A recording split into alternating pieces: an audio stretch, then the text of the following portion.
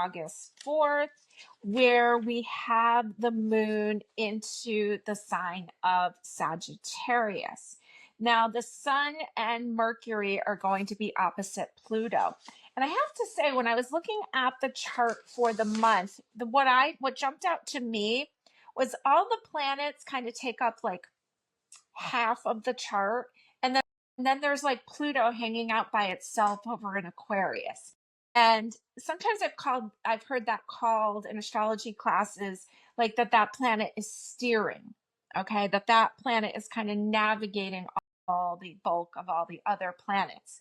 So Pluto, which is also retrograding in the air sign of Aquarius, and Pluto wants to bring change. Pluto is the death card in tarot, death and rebirth. So we see that change is really driving the vehicle, steering the boat, steering the ship. So we've got themes of change. We already know that we are going into interesting territory with all these retrogrades. We know Saturn and Neptune are, kind of leaving Pisces, but going back for one more dip into it, and then it will finally leave Pisces for good. So there are a lot of changes happening. And so we can thank Pluto for that. Now on the 4th, the sun and Mercury will be opposite Pluto. They'll be together in the sign of Leo, right across from Pluto in the sign of Aquarius. Now, for Monday the 4th, I wrote down, keep things professional versus personal. Have fun and don't get into deep emotional conversation.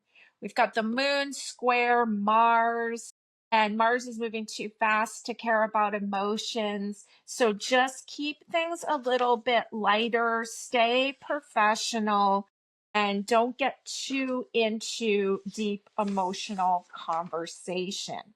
Now, this continues into the 5th, where you need to be really kind to yourself, but no deep conversations continue.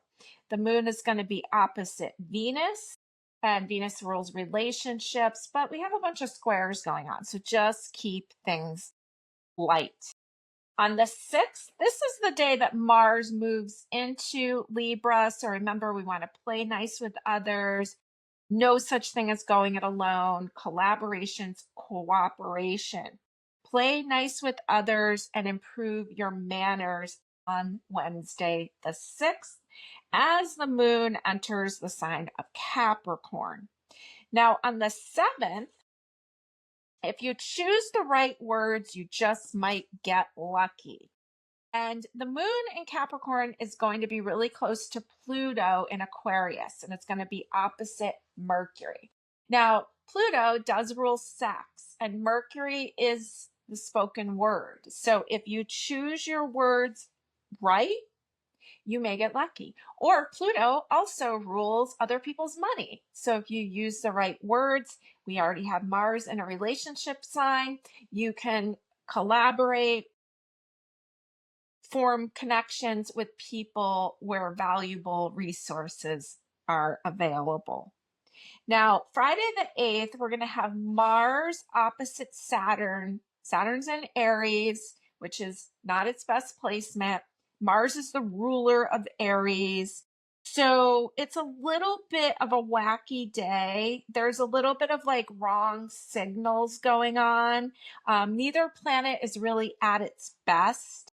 So, take the lead with proper respect. Be careful, be kind. Again, making sure you're giving other people credit, but I would really be giving other people praise on the 8th.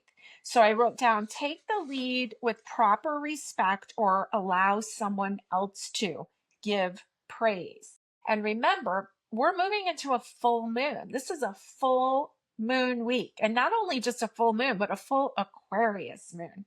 And when it's an Aquarius, anytime Aquarius is involved, you just never know what's going to happen. Okay. Aquarius is originally ruled by Saturn, which is retrograding, and its newer ruler is Uranus, the planet of oh wow. Okay. So we got a lot of oh wow energy going on this full moon week. Now, Saturday, the moon peaks at 3:55 a.m. All right. And Let's see my notes on that. 3:55 a.m. This is considered to be an enlightening day.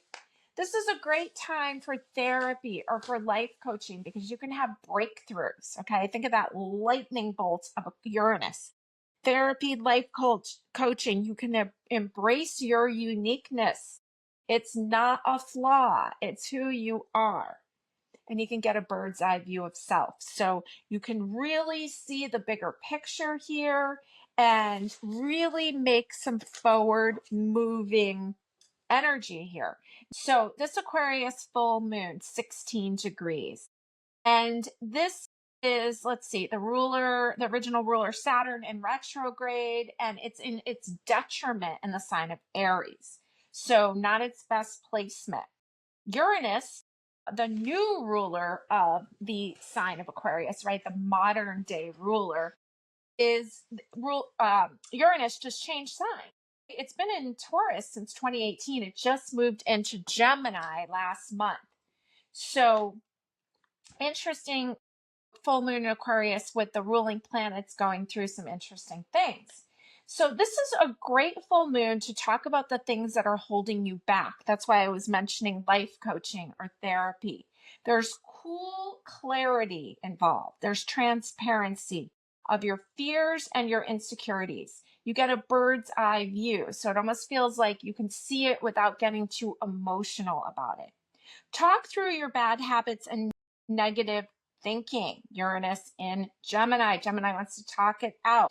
Enlightenment is available. Embrace your uniqueness. And keep in mind, the moon has no aspects except that it's opposite the sun. So it's a smooth time. And so this energy can come in crisp and clear. Now, Sunday the 10th, remember, it's still a full moon, just coming down off of it. And the moon's going to enter Pisces early in the morning. So Pisces, water sign, needs more rest than other signs. Sleep in if you can on Sunday. Move slowly. Enjoy the bliss. Pay attention to the enlightenment that you've received and the changes that you may want to consider making from that information. Also on the 10th, we have Mars in Libra trining Pluto, because Libra's an air sign and Pluto's in the air sign of Aquarius.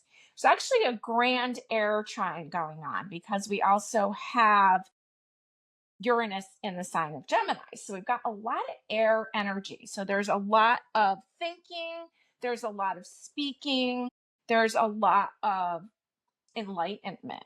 So show others you are listening on Sunday the 10th. Team effort, get people on board. People can help you accomplish more. But remembering, Mercury is still in retrograde. It's going to end on the 11th, but it's still in retrograde over that weekend. So keep that in mind. Now, let's pull a couple cards and see what you need to know this full moon week. And yes, this is a general reading for everyone, but you can take bits and pieces of it that you feel that you connect with. So let's give you 3 cards here, and I'll give you an oracle. I've got some great decks here I'm working with. I've got the Touchstone Tarot, which is a nice, like, classic kind of deck. We have the Cozy Witch Tarot, which is a fun, I guess it could be considered a kid-friendly deck. And the Witch's Tarot, which I love. And we're going to pull one from the Oracle, the Wild Whiskers. And I have some tea leaf fortune cards floating around here too. So we'll get you one of those and see what you need to know here. Let me just take one of these. I have all my tea leaf ones in this cool bag here. Throw one of those out. And it says the star came up right. So the first card that's really showing up is the star. It says guaranteed success. And, you know, the star card in tarot is ruled by Aquarius, and we're talking about an Aquarius full moon. So guaranteed success right off the bat. Good thing to see. Now, let's see what we've got here. First card is the Queen of Cups. So you've got the Queen of Emotions, the watery queen, the queen of sometimes I guess the Queen of Pentacles is more the queen of the home, but I think of the Queen of Cups as so creative. I can see that she's got some fruit in front of her, and she's got she's very adorned in jewels. Okay, so we've got this watery, emotional queen here.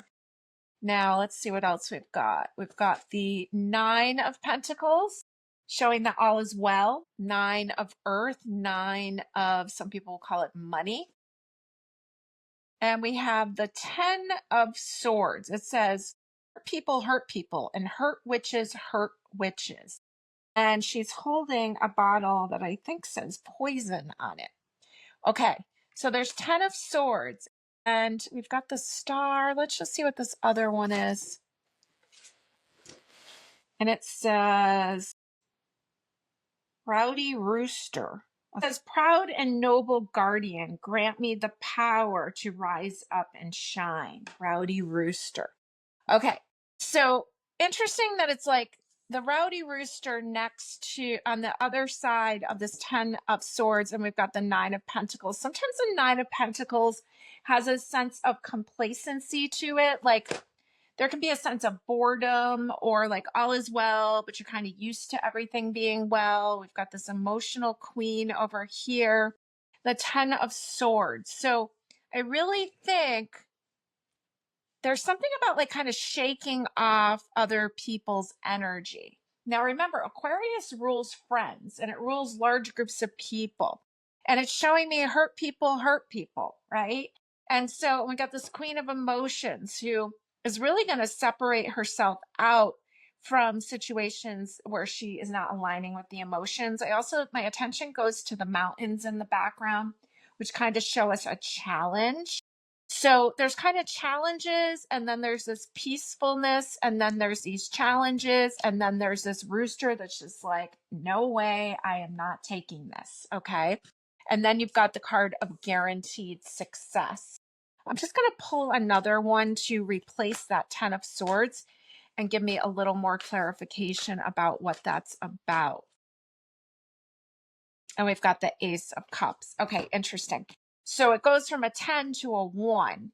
And there's the Ace of Cups, the cup of satisfaction. And there's the bird dropping the coin into the cup. And so I'm getting jealousy. That's what I'm getting. There's some jealous people around you.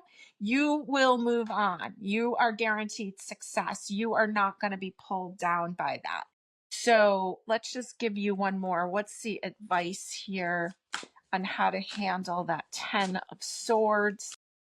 And we've got the Ace of Wands. So you got two aces really. This one was a clarifier. This was how to deal with it. Ace of Wands, she's got wings. Wands is fire. It's like, let's just move on from this. But just be aware that there may be some people who are just not with their highest and best intentions around you this week. They will not succeed in hurting you, but you may emotionally feel a little hurt at first. You will move on, okay? And so guaranteed success. So let me just see what that guaranteed success, there was anything in particular that was implying it towards. And you've got the Lovers card.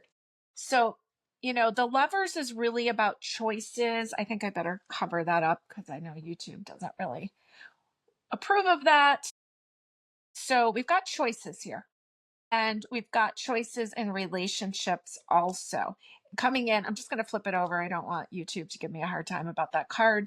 So, next to this card of satisfaction. So I do think that there's maybe someone who's a little bit jealous of you, jealous of your relationship, but you will notice what that is. You will feel it and you will move forward. Interesting that that's a rooster, kind of getting like male, female, and maybe someone has interest in your partner or something like that, but you will deal with this in a manner that it needs to be dealt with. Okay. You have a lot of choices and you're guaranteed to succeed.